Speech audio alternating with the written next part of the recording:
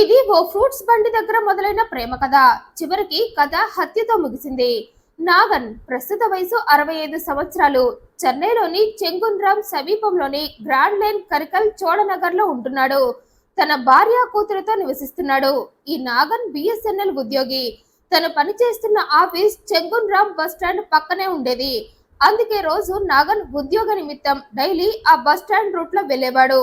ఇక అక్కడే ఓ పళ్ళ దుకాణం పెట్టుకుని ఓ మహిళ నడుపుతుంది. ఆమె పేరు అర్పుతమ్మాళ్. ఈమె ఆంధ్రప్రదేశ్ లోని తాడా నివాసి. బ్రతుకు తెరువు కోసం చెన్నై వెళ్ళింది.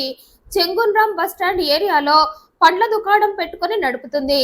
ఇక నాగన్ ప్రతిరోజు అదే దారిలో వెళుతూ ఉండటంతో డైలీ అతను ఈ అర్పుని చూసేవాడు. దీంతో ఓసారి సాయంత్రం డ్యూటీ పూర్తి చేసుకుని వెళ్తూ దారిలో పండ్ల దుకాణం పెట్టుకున్న అర్పు షాప్ కి వెళ్ళాడు. తనకు పండ్లు కావాలని కొన్నింటిని తీసుకుని డబ్బులిచ్చాడు. ఇక ఆ క్రమంలోనే ఈ ఇద్దరికి పరిచయం ఏర్పడింది. పళ్ళు తీసుకున్నాక బేరమాడకుండా నాగన్ చెప్పిన రేటు ఇవ్వటంతో అర్పుకి నాగన్ పై గౌరవం ఏర్పడింది. అందుకే అర్పు, మీకెప్పుడు ఫ్రూట్స్ కావాలన్నా నా దగ్గరకే రండి సార్, ₹1 తక్కువకే ఇస్తానంది. ఇక అర్పు మాటలకు అలాగే అంటూ వెళ్ళిపోయాడు నాగన్. ఇక అలా తీసుకువెళ్లిన ఆ ఫ్రూట్స్ ని కూతురు చేతికిచ్చాడు తండ్రి. మీ అమ్మకు జ్యూస్ చేసి ఇవ్వమన్నాడు. కారణం నాగన్ భార్య అనారోగ్యంతో మంచం పట్టింది. అందుకే ఆమె కోసమే నాగన్ ఫ్రూట్స్ తీసుకున్నాడు. ఎన్నో హాస్పిటల్స్ చూపించినా నాగన్ భార్య ఆరోగ్యం మెరుగుపడలేదు. డాక్టర్స్ కూడా చేతులెత్తేశారు. ఉన్నన్నాళ్లు మంచంలో ఉండి పోవాల్సిందే, ఇంటికి తీసుకువెళ్ళండి అనటంతో నాగన్ తన భార్యను ఇంటికి తెచ్చేసుకున్నాడు. కూతురు తల్లికి సేవలు చేస్తూ ఉంది. ఇదిలా ఉండగా ఇంట్లో ఫ్రూట్స్ అయిపోవటంతో నాగన్ మళ్ళీ డ్యూటీ నుండి వస్తూ అర్పు ఫ్రూట్స్ బండి దగ్గరకు వెళ్లి కొన్ని రకాల ఫ్రూట్స్ తీసుకున్నాడు. అలా నాగన్ భార్య కోసం అర్పు షాప్ కి వెళ్లి ఫ్రూట్స్ కొనటం తరచుగా జరుగుతూ ఉండటంతో ఈ అర్పు నాగన్ల మధ్య చనువు పెరిగింది. నాగన్ రెగ్యులర్ గా తన దగ్గర ఫ్రూట్స్ కొంటూ ఉండటంతో, ఎవరికి సార్ ఈ ఫ్రూట్స్? 2 రోజులకు ఒకసారి తీసుకువెళుతున్నారు, మీ వాళ్ళెవరైనా హాస్పిటల్లో ఉన్నారా అని అడిగింది అర్పు. అందుకు నాగన్, నా వాళ్ళు హాస్పిటల్లో కాదు, నా భార్య మంచంలో ఉంది, ఎప్పుడు పోతుందో తెలియదంటూ బాధగా తన కథంతా అర్పుకి చెప్పుకున్నాడు. ఇక అతని కథంతా విన్న అర్పు నాగన్ ని బాధపడద్దంటూ ఓదార్చింది. అలా ఇద్దరు మరింత దగ్గరైపోయారు. అందుకే అప్పటి నుండి నాగన్ డైలీ అర్పు షాప్ కు వెళ్లేవాడు. కాసేపు ఆమెతో మాట్లాడి ఇంటికొచ్చేవాడు. ఇక ఆ క్రమంలోనే నాగన్ మనసు అర్పు మీదకు మళ్ళింది. మంచాన పడ్డ భార్యతో సుఖం లేక ఒంటరిగా బ్రతికేస్తున్న టైంలో అర్పు నాగన్ జీవితంలోకి రావటంతో ఆమె పరిచయాన్ని మర్చిపోలేకపోయాడు నాగన్.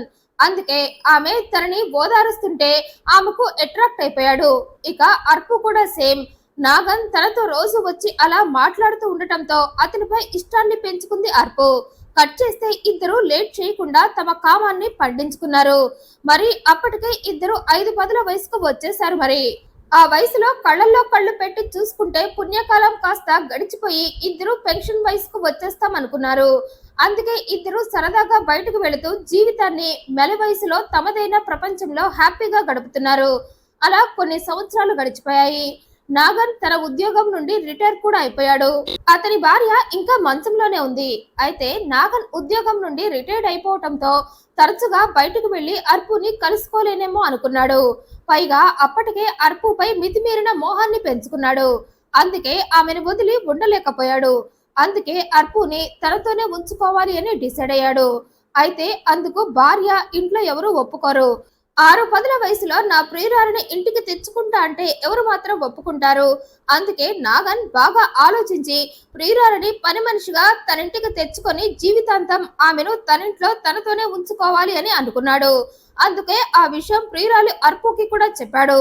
అందుకు అర్పు, నీతో నేనుంటే నాకదే చాలు, అందుకోసం పని మనిషిగా అయినా నీ ఇంటికి రావడానికి నేను సిద్ధంగా ఉన్నానంది. దీంతో నాగన్ ఇంట్లో కూతురితో, నువ్వు మీ అమ్మని చూసుకుంటూ ఇంట్లో పని చేసుకుంటూ ఒక్కదానివే ఇబ్బంది పడుతున్నావు, నీ కష్టం నేను చూడలేకపోతున్నా, అందుకే నీకు సాయంగా ఓ పని మనిషిని పెడతా అన్నాడు. అందుకు కూతురు కూడా ఒప్పుకోవటంతో నాగన్ తన ప్లాన్ ప్రకారమే ప్రియురాలని పని మనిషిగా తన ఇంట్లో ప్రవేశపెట్టాడు. ఇక అప్పటి నుండి అర్పు పగలంతా ఇంటి పని చేసి రాత్రికి నాగన్ వంటి పని చేస్తూ ఉంది. ఇక కథలో ఇక్కడ నుండే ఓ ట్విస్ట్. ఓ రోజు అర్పు ఎప్పటిలాగే పని ముగించుకొని రాత్రికి అందరూ పడుకున్నాక తన బ్యాగ్ లో దాచుకున్న మందు సీసా బయటకు తీసింది. దాన్ని చూడగానే నోరూరిపోయింది ఆమెకు. ఎన్నాళ్ళ నుండో తాగక నాలుక పీకేస్తుందంటూ బాటిల్ ని లేపేసింది. మత్తెక్కగానే ప్రియుడి గదిలోకి వెళ్ళింది. అయితే అర్పు అలా తాగి తన దగ్గరికి రావటం చూసి నాగన్ షాక్ అయ్యాడు. అందుకే నువ్వు తాగుతావా అర్పు అని అడిగాడు. తాగుతా అంది. మరి నాకెప్పుడు చెప్పలేదుగా అంటే నువ్వెప్పుడు అడగలేదుగా అంది. అయితే అందుకు నాగన్ నువ్వు అలా తాగటం నాకు నచ్చలేదన్నాడు. అందుకు అర్పు నాకు కూడా ఈ పని మనిషి క్యారెక్టర్ అస్సలు నచ్చలేదంది. నీ ఇంటి పనే కాకుండా నీ పెళ్ళానికి కూడా సేవలు చేయలేక చస్తున్నా. అందుకే నాకు నువ్వు వద్దు ఈ పని మనిషి పోస్టు వద్దు అని తాగిన మత్తులో రెచ్చిపోయి వాగటం మొదలుపెట్టింది. ఇక ఆ మత్తులోనే ఇంకా రెచ్చిపోయి నువ్వు కొనిచ్చిన ఈ ఫోన్ కూడా నాకు అవసరమే లేదంటూ తన చేతిలో ఉన్న ఫోన్ ని నేలకేసి కొట్టింది. ఇక ఆ చర్యలతో నాగన్ కి కోపం కట్టలు తెంచుకుంది. అందుకే తాగి తిక్కగా వాగుతున్న అర్పుని చంపి తన కోపం చెల్లార్చుకోవాలి అనుకున్నాడు. అందుకే అర్పు తనతో వాగుతుంటే వెంటనే ఆమె పీక పట్టుకొని నొక్కి చంపేశాడు. ఆ తర్వాత అర్పు తన కుటుంబ విషయాలలో కలహాలు జరిగి ఆత్మహత్య చేసుకొని చనిపోయినట్లుగా అందరినీ నమ్మించాలని ఆమె శవాన్ని ఆమె పడుకునే గదిలోకి తీసుకువెళ్లి అక్కడే ఉన్న ఫ్యాన్ కి తాడుని కట్టి అర్పు శవాన్ని వేలాడదీసి సైలెంట్ గా తన గదిలోకి వెళ్లి పడుకున్నాడు. అయితే అరుస్తున్న మాటలు వినిపించడంతో నాగన్ కూతురికి మెలకువ వచ్చి తండ్రిని ఏం జరిగిందని ప్రశ్నించగా ఏం లేదు అర్పు తన ఫ్యామిలీ గొడవలేవో ఆవేశంగా చెప్పుకొని వెళ్ళిందిలే నువ్వు వెళ్ళి పడుకో అన్నాడు. ఇక అదంతా నిజమే అని నమ్మిన కూతురు తన గదిలోకి వెళ్లిపోయింది. గదిలో అప్పటికే తల్లి గాఢ నిద్రలో ఉండటంతో ఆమెను లేపి గొడవ చెప్పి డిస్టర్బ్ చేయటం ఎందుకని ఆమె కూడా నిద్రపోయింది. అలా తెల్లవారింది. నాగన్ యాక్షన్ లోకి దిగాడు. అర్పు ఆత్మహత్య చేసుకుని చనిపోయిందంటూ ఇంట్లో అందరికీ చెప్పాడు. ఇక ఆమె శవం ఫ్యాన్ కి వేలాడటం చూసి అందరూ నాగన్ చెప్పిందంతా నిజమే అనుకున్నారు. ఆ వెంటనే నాగన్ విషయాన్ని పోలీసులకు చెప్పాడు. దీంతో పోలీసులు నాగన్ ఇంటికి వచ్చారు. ఫ్యాన్ కి వేలాడుతున్న అర్పు శవాన్ని హ్యాండ్ ఓవర్ చేసుకున్నారు. ఇక ఇది ఎలా జరిగిందని పోలీసులు నాగన్ని విచారించగా నిన్న రాత్రి అర్పు తన ఫ్యామిలీ గొడవలు జరిగాయని ఆవేశపడుతూ చెప్పిందని, ఇక ఆ బాధతోనే అలా ఆత్మహత్య చేసుకుందన్నాడు. అయితే పోలీసులు మాత్రం అనుమానంతో అర్పు శవాన్ని పోస్ట్ మార్టానికి పంపగా అందులో ఆమెది హత్య అని తేలింది. దీంతో పోలీసులకు అనుమానం మొత్తం నాగన్ మీదకు వెళ్ళింది. కారణం అతను పదే అర్పు ఆత్మహత్య చేసుకుందనే వాదించాడు. అందుకే నాగన్ ని అదుపులోకి తీసుకుని తమదైన శైలిలో విచారించేసరికి నాగన్ తనే అర్పుని చంపినట్లుగా ఒప్పుకున్నాడు. ఆమె తాగి నాతో పిచ్చిగా మాట్లాడిందని, అందుకే ఆవేశంలో నేనామెను చంపేశానని చెప్పాడు.